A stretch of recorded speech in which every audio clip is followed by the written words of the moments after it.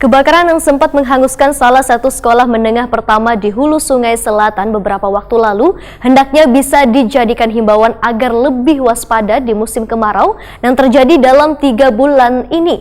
Pihak sekolah diminta untuk proaktif dan mewaspadai jika terjadi kebakaran di sekitar sekolah dengan turut serta memadamkannya.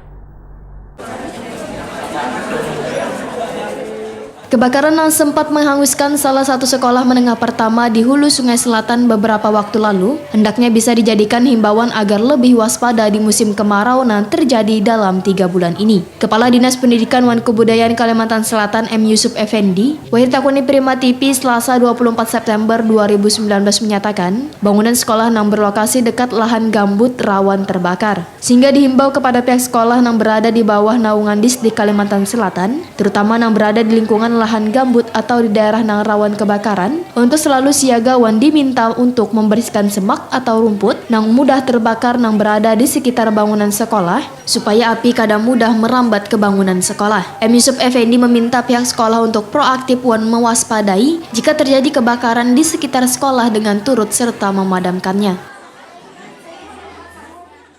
Kalau sekolah yang di bawah tanggung jawab kami tidak ada yang terbakar. Jadi semuanya melaporkan tidak ada yang terbakar. Yang ada terbakar kemarin di Hulu Sungai Selatan adalah sekolah menengah pertama di daerah Kecamatan Daha Barat.